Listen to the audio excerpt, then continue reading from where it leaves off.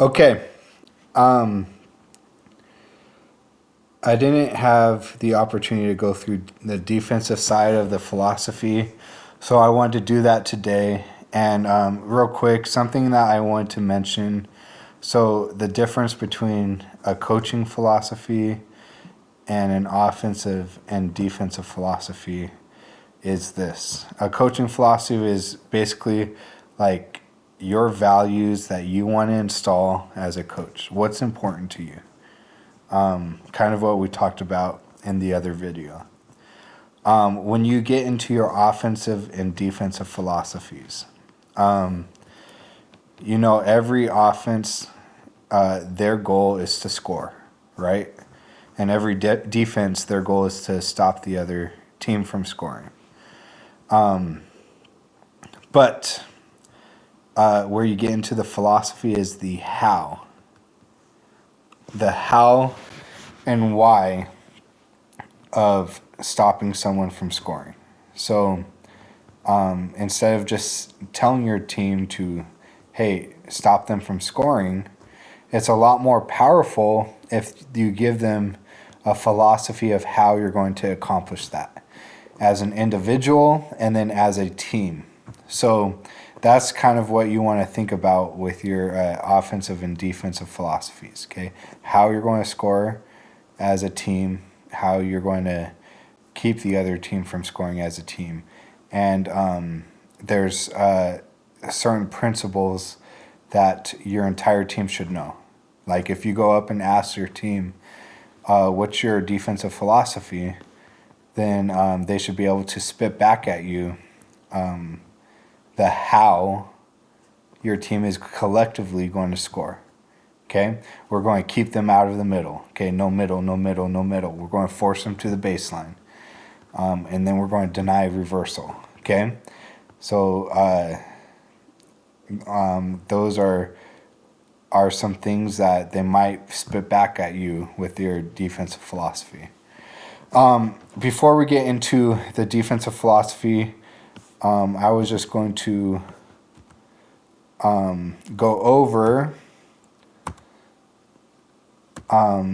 offense, just touch on attacking a zone. We didn't really talk about that. And this slide right here has the different advantages and disadvantages of some of the zone defenses we have. So when you're attacking a zone, you need to realize that the zone is set up in a certain way, and there's certain how you want to attack it is you want to put your players in the natural gaps or the natural the places in between their zones, okay, the spaces. So for example, in a 2-3, you have a 2 high, right? You have 2 guards up high on their defense, so you're going to put opposite, you're going to put 3 high. You're going to have your point guard in the middle, and then you're going to have your 2 wings so that you have people in those natural gaps. And then you can have a high-low game going on with your 4 and your 5, where your 5 is flashing up to the high post, your 4 is in the dunker's position, and then you're looking for those high lows or that elbow shot or cutters, or looking to reverse it with that high post. And then your guard should always be moving in this, like passing and cutting away and passing and cutting away. And really quickly, in any zone, your the emphasis should be on a couple of things. First, you don't want to dribble. You don't want to waste any dribbles when you're playing in a zone. All of your dribbles should be, the only time you should dribble, it should be attacking the paint, okay, driving to the paint. That's the only time you should ever be dribbling. Other than that, it's too slow. You want to get that ball moving. So, and you want your players to all be moving So you pass and cut and cut away and then replace and then rotate the ball. And you want that zone to start to get off balance. And then that's when you see those creases, you want to start attacking the paint, driving to the paint, looking for kicks, dishes, looking to finish. And again, with any offense, I cannot stress this enough. In any offense you run, you want no less than 3 people moving at a time. Okay, the more movement you can get, the more that zone's going to start to break down. Okay, and start to get confused. And you got to be a little bit patient attacking in the zone sometimes. Okay? We'll come back to some of these zones as we talk about defense. But here's some philosophies, some questions to consider about defensive philosophy. Okay, first, what is your team's base defense and why? I highly suggest that whatever your guys' base defense is, that's what you want to practice the majority of time in practice. And in games, this should be probably your defense, your base defense should be what you run 95 to 98 or 99% of the time. So it's what you go to. The reason why is because you only have so much time, and if you have a bunch of different defenses that you have to practice, it takes away from getting better at your base. And it's always my belief that you should be, it's better to be really good at what you do and have an identity at what you do than to be mediocre at best at a lot of things. We did this in football. In football, I came into the season wanting to run a couple different defenses, but I ended up abandoning all the other defenses because we needed to get really good at the defense that we were running. And we really focused on that defense, and we got really good. Now, I want to talk about how if man is your base defense, it kind of helps to do this because a lot of the players have been playing zone forever, especially here in Colorado City, and it's really easy to tell them to go out there and run a 2-3 zone because they don't need a ton of practice to do that. They have been doing it their whole lives. They know what it is. And if you're running man defense, and I'll explain this later, it should help with that. But those are choices that are going to be up to you. Okay, what your team base defense is going to be and why. Okay. And then second question, what will be your 2 most utilized backup defenses and why? And again, these defenses you might want to use for different tactical reasons depending on who you're playing or depending on how much, if you want to disrupt the flow of the game and things like that. But again, these backup defenses, I don't suggest taking a ton of time away from your base defense because that base defense really needs to be your identity. 3, when do you decide to press or trap? I'm going to talk about the psychology and the mentality of a press in a little bit.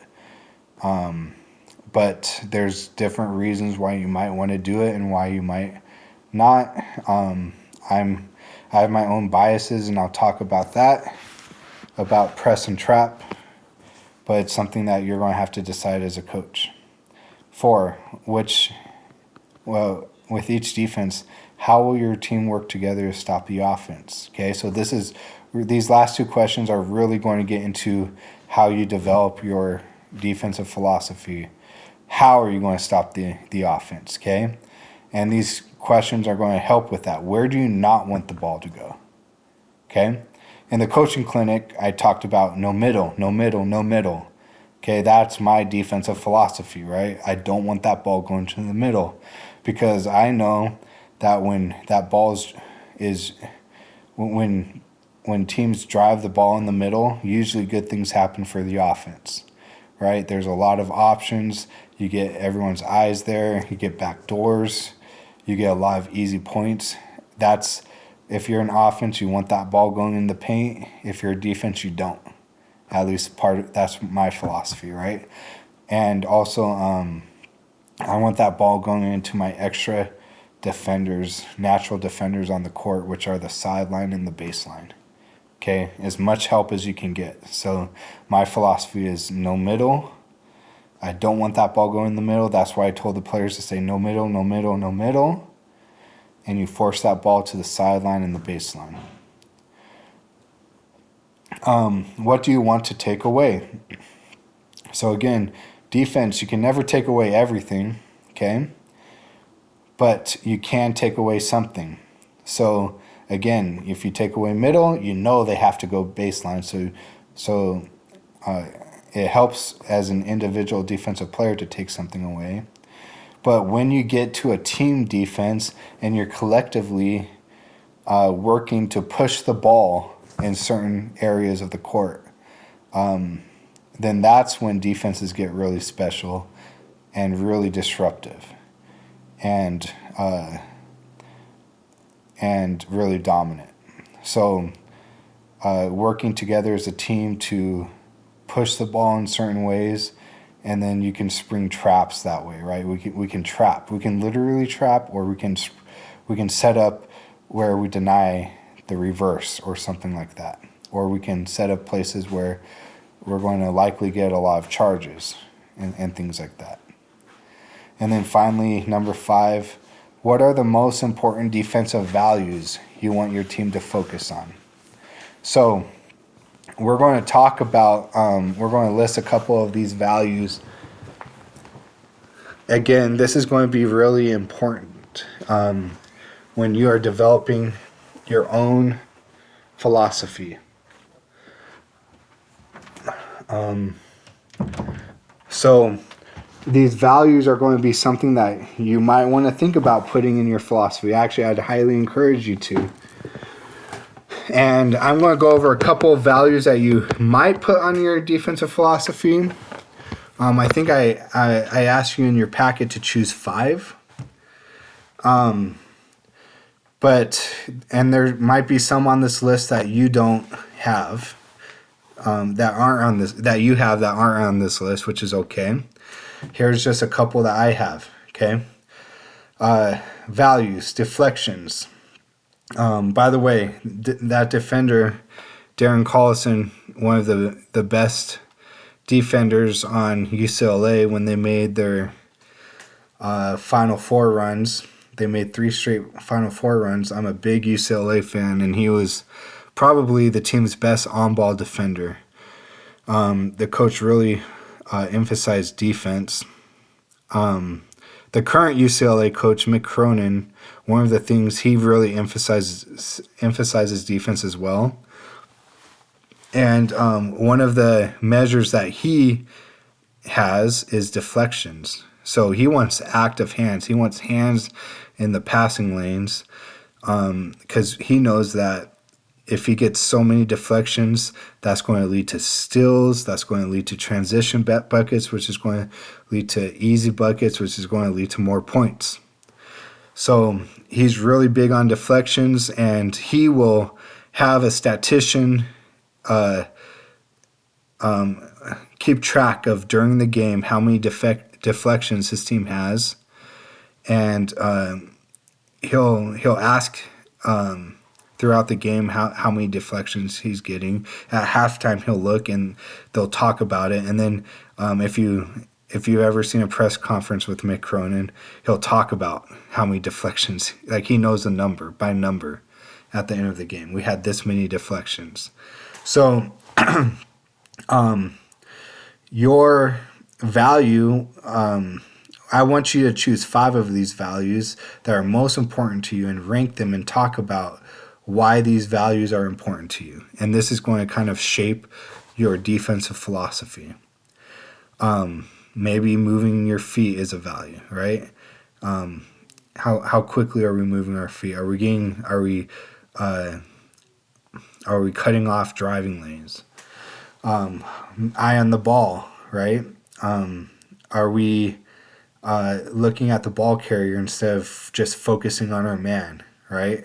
So we're not losing track of the ball.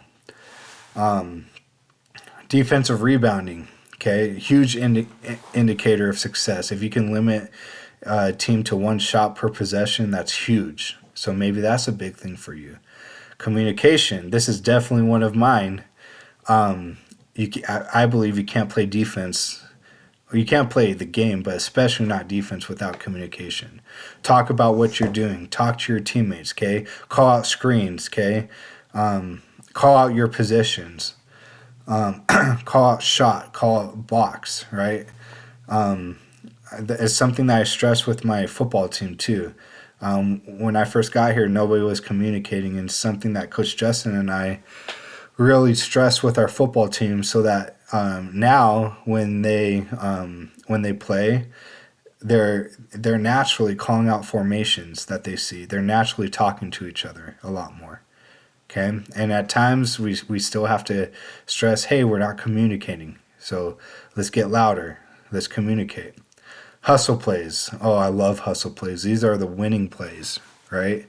The little plays that not a lot of people see, but these are the plays that win games. How many players are you? How many players are diving for loose balls on the floor? How many players are stepping in, taking charges? How many players are going after that ball for rebounds? How many players are getting back on defense? Are hustling in the transition game. So hustle plays, charges. Again, one of the biggest things that you can do, and these hustle plays and charges. If that's your emphasis, one of the things that you guys want to, your values that you want to emphasize in your program, you want to celebrate those. Okay, build players up when they do these things. Recognize them. Okay. My brother, when he played college basketball, he said that one of the things that his coaches would do is at the end of the game, you know how they give game balls out and stuff like that. Well, he would throw out a marker for a player on the team that took the most charges, and they got to go and X out the team that they just played. And it'd be something that would be really celebrated. And so maybe you have a goal. We want to get this many charges per game. And you have a goal of like, okay, who's going to be our leader in charges? And you keep track of those things. And maybe you have like a board that's hung up in the weight room or the basketball gym or something like that shows how many of these hustle plays or how many of these charges you're seeing from each player. And that competition could really be a positive force too. Closeouts. Okay, every good defense, you need to be able to close out really well. So maybe that's your emphasis. We're going to emphasize closeouts. Accountability. Again, my brother said this sucked when he played college basketball sometimes, especially when he got torched. But his coach would always, at halftime, he'd write on the whiteboard all the names of the players that played, and he'd write how many points were scored on them. And then after the game, they would have to watch film on each basket that they were scored on, and they'd have to explain what they did wrong and how they could have prevented those points to be scored on them. So accountability is huge, especially, and this is one of the benefits to man defense, right? Because it's easier to be accountable when you're playing help side man. But if someone's scores on you, okay, you're accountable for that. Okay, you got to take ownership of that. So maybe that's something you stress. Contested shots, right? Get a hand up in every shot. No open shots. Don't allow any open shots. Maybe that's an emphasis of yours. And then points on the paint. Kind of like what we talked about on offense. Maybe that's a measure for defense too. How many points are you preventing from the paint? Okay. Are you clogging up the paint? Are you clogging up those driving lanes? And that can be a huge indication of success as well. So these are some of the values. Again, pick 5, your top 5 that you really want to emphasize on your team. And these are things that you want to talk about, right? You want to talk about over and over and over again in practices and games. Okay? They're your focus. They're things that you want to celebrate when you see your players do. And that really helps narrow the focus and helps the team perform better in the way you want them to perform. Okay. Again, what is your team's base defense and why? Here's there's strengths and weaknesses to every defense. I'm going to talk about help side man. I'm going to buoy it up a little bit for you. And some of the reasons why, in my philosophy, that's always my base defense.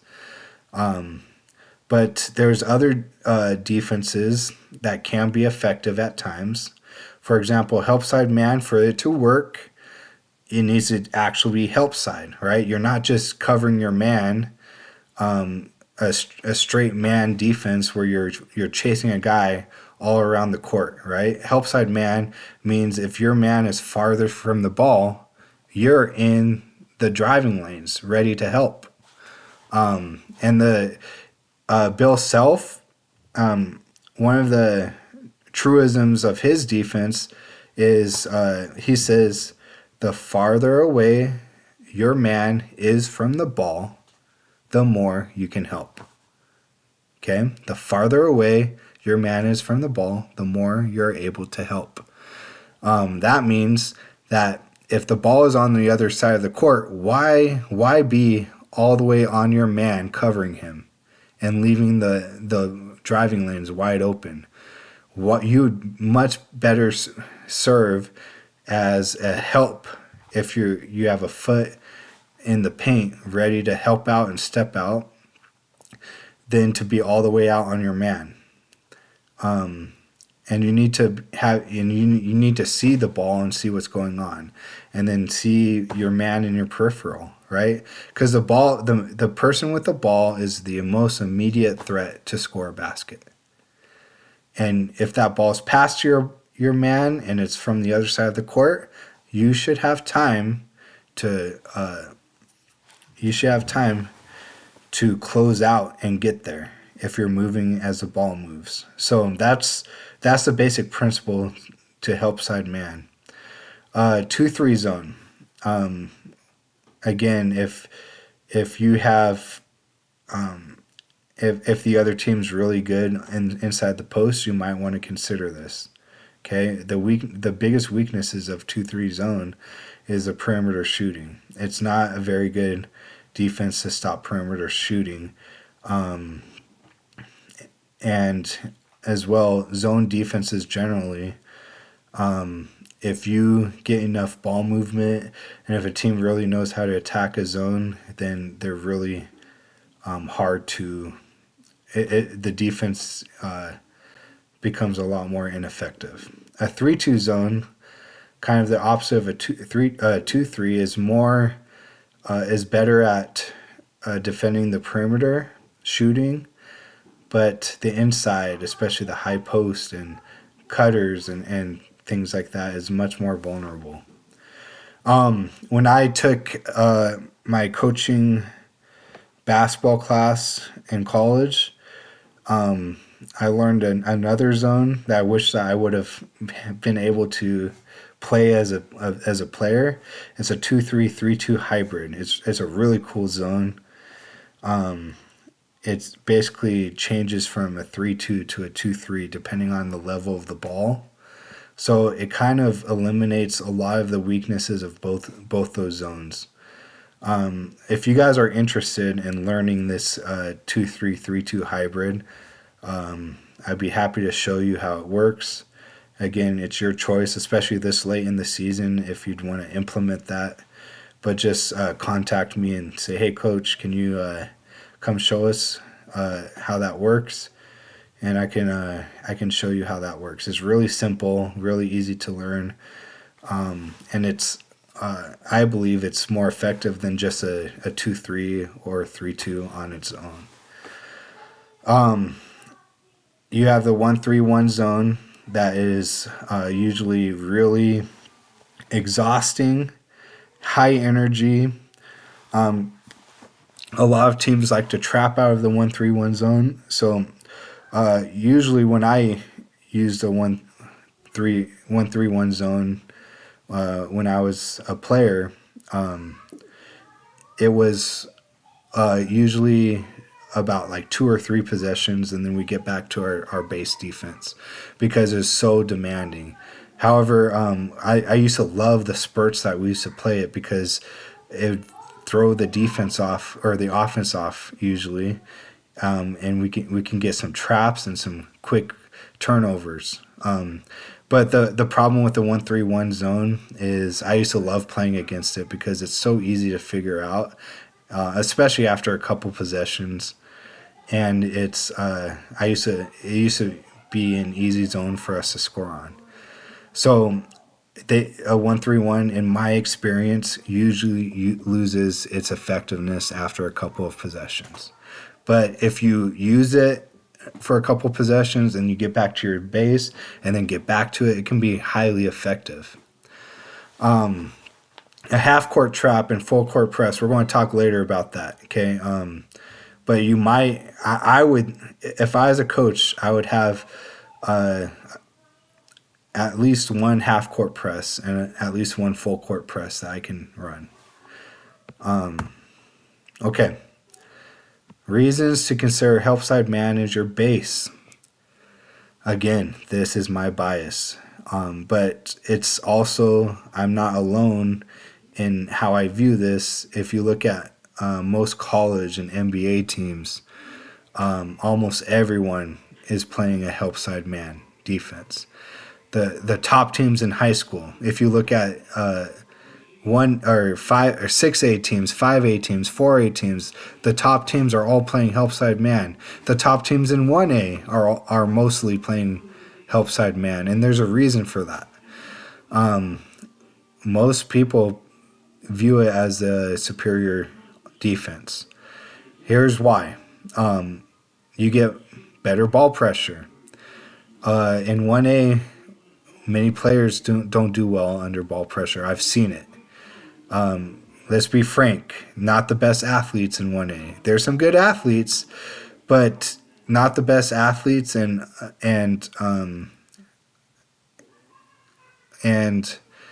you just don't have the same player development that you might have in a 6A school. So it might be a good idea to always have pressure on the ball. You can match up your best defender. This is huge. Your best defender on the opponent's best offensive player. When I played in high school, I was our team's best defender, so I took a lot of pride in this. So our coach would always match me up with the opposing players, the opposing team's best player. A lot of these players were Division I players, and he would tell me that my number one job was to shut that player down. So it's something that I took a lot of pride in. Now, that's one of the big benefits of help side man is you get to match up who is guarding who. When you sub people in, you say, I want you guarding this person. So, and you can put your typically your worst defenders on their smallest threats offensively. you get increased accountability on defense. We kind of talked about that, right? In zone, and I saw this last year on some of the teams.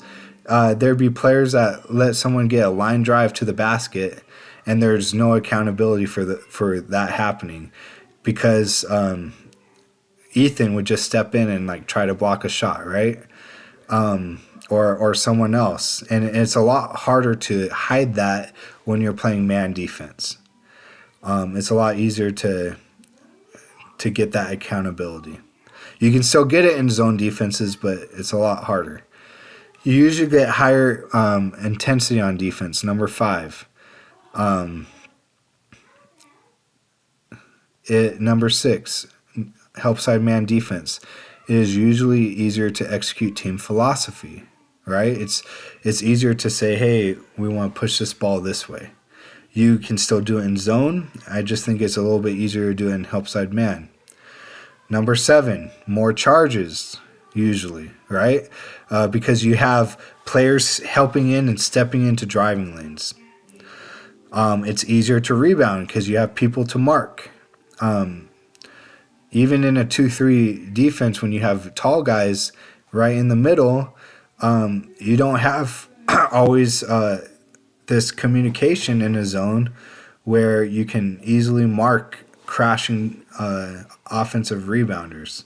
But in help side man, you have a man, right? You're responsible for your man, so you know if that guy gets an offensive rebound, it's on you, right?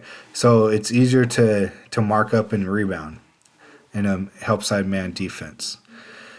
It's now this one again is kind of counterintuitive because a lot of people think man is so much more demanding.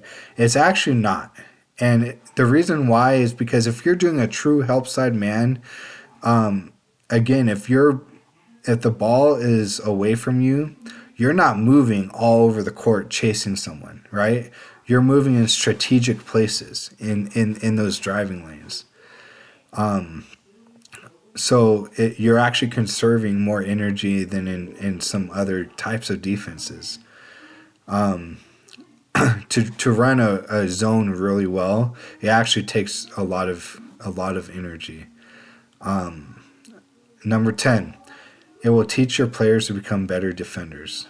Now, I wish we did this, but in Europe, in a lot of places, they actually don't teach zone defensive schemes until the players are much older, because their whole philosophy is we're going to teach them how to play defense first. Once they know how to play defense, then they can play zone. They can learn how to play zone. And I wish we did it here, because if you watch in Colorado City, our youth leagues, everyone plays zone, and nobody's really learning how to play defense. They're just learning how to occupy certain spaces. And if you play man, you have to learn how to become a defender, or else you're going to get torched. So that's one of the benefits of man as well. And 11 kind of goes with it. You can't get really good at a zone for the reasons I just explained, unless you know help side man concepts really well. So again, back to what I talked about earlier, is if your base is help side man, it's actually, you don't have to spend as much time on defense, because if you get really good at help side man, then the players already kind of know zone, right? You might want to spend a little bit of time, but we never really spent, when I played high school, a lot of time doing our different zones because we already knew zone. So if in a game time situation, like let's say they're hitting threes on us and we want to stop the 3-point shot, so we're like, okay, we're going to go into 3-2. We all knew that. We all knew how to do that. So it's something that we didn't really have to practice to be effective at.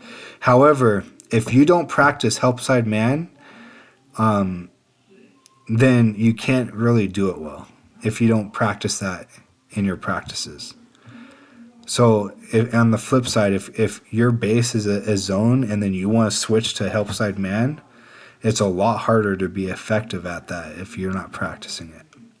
So that's why personally I would consider help side manager base. Now, this is going to have to be your decision. It's your team. So you're going to have to make that decision, but make sure that you know the reasons why you're making that decision. And if the reason why is you don't know how to implement help side man, then again, you can ask for resources, right? You can ask me to help come in and help you implement that. There's places that you can go to obtain that knowledge. But you need to make those decisions for your own team. Okay. I want to talk about the team psychology of a press. Now, I've ran pretty much every type of defense and every type of trap that is out there in my playing experience. And I've had some different coaches that had different philosophies of press. One of my coaches, it was a really focused part of his philosophy. He would talk about it, is we would press on made baskets. Every made basket we'd press. I had another coach that the only time he would press ever was if we were down by like 15 to 20 points and we needed to make a comeback. And he usually only pressed, sometimes he'd press in like the second quarter, but usually it was like the end of the third, start of the fourth quarter, or late in the fourth quarter that he would press, kind of desperation mode. Now I want you to think about the psychology of these two different philosophies. Let's take the first example. My coach, who it was part of our philosophy and is part of our DNA, is who we were going to press on made baskets. So we're pressing throughout the game, multiple times a game.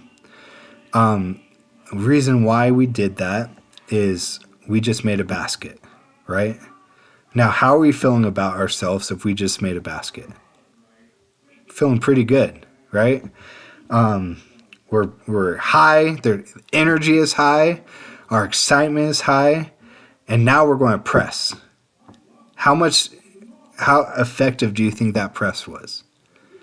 Probably a pretty effective press, right? Because our energy is high. We're in a good place emotionally, right? Now think about if you just got scored on, and now you're taking the ball out and, oh man, they're already up in your face. You're already feeling down because you just got scored on, and now they're up in your face trying to get that ball back again, putting pressure on you. Now, a lot of teams panic in that situation, and it's a psychological game that you're playing. Only the toughest teams can, or if they're just way more skilled, they can overcome that, right? But that psychology of pressing after made baskets, it's our DNA. It's not only who we are, so we're going to take pride in it, but we're pressing off of made baskets.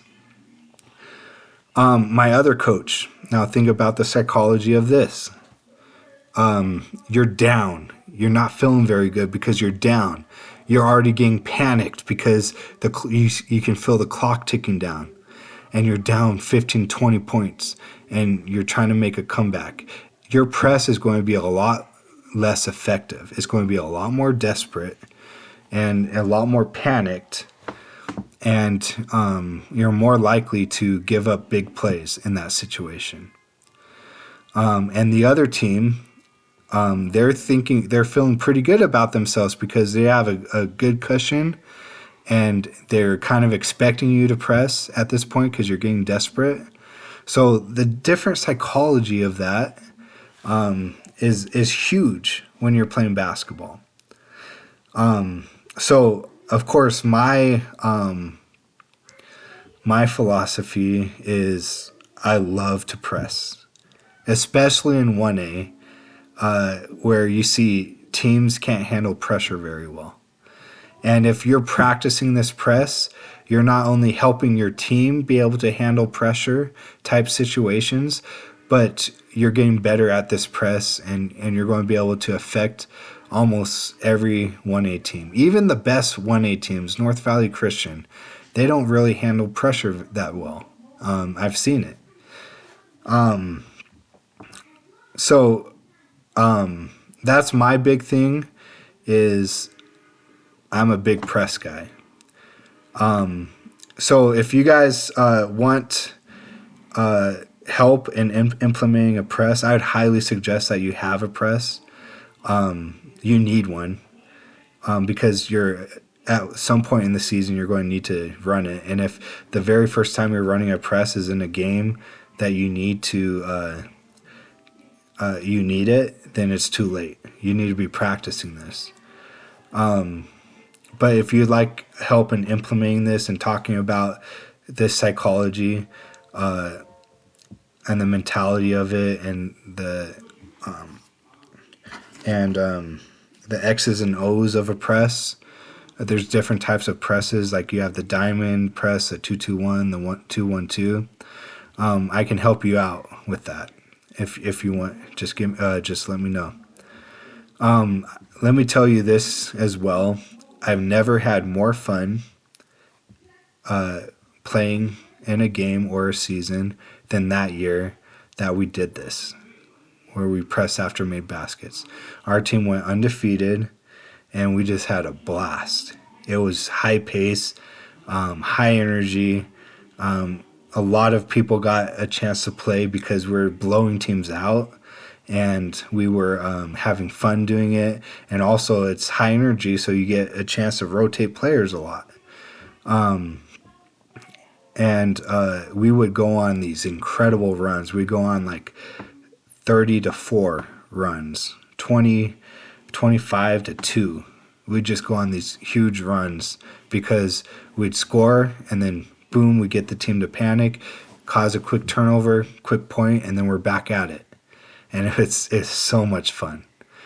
Now, these are the goals of presses. The number one goal of a press is causing the other team to panic. If you can cause the other team to panic, you've won already. Because they're going to create mistakes, and they're going to give you easy buckets. And other reasons why you might want to press is to speed the other team up. So if you guys if you guys just try this, and you guys probably have already seen this, if you throw a press at our team, and I saw this last year, you throw a press out at the team, man, they get so sped up. And part of breaking the press too is teaching the players to not try to dribble out of the press, teaching them to pass and to flash middle and to run lanes and stuff like that, and not try to overcome the natural tendency to rush whenever you're getting pressed. You kind of want to slow it down in your mind. And of course, if there's an easy bucket, take it.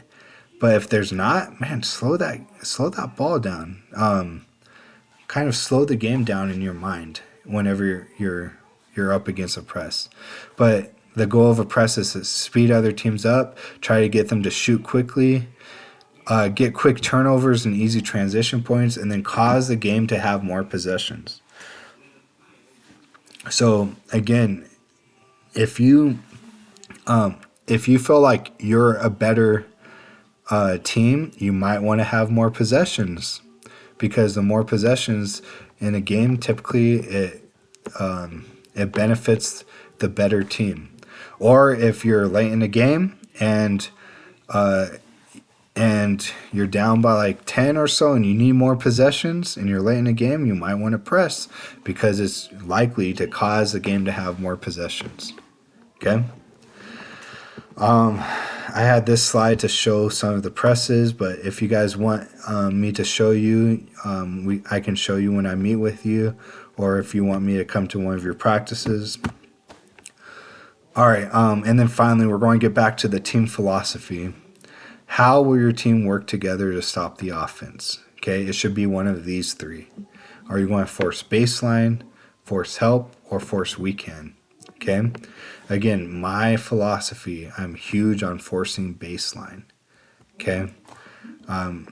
Because why force help when you have natural extra defenders on the sideline and the baseline? Also, again, in the middle of the paint is where bad things tend to happen from my experience on a defensive perspective. Okay, but you're going to have to choose which one of these you want to do. And that should be written in your when you draft your philosophy, that this is who we are, this is our DNA, this is how we're going to stop the defense. And again, here are some of the important values to your defenses. Again, choose 5 of these, and you want to explain why. And these values should be in your philosophy as well. So again, just like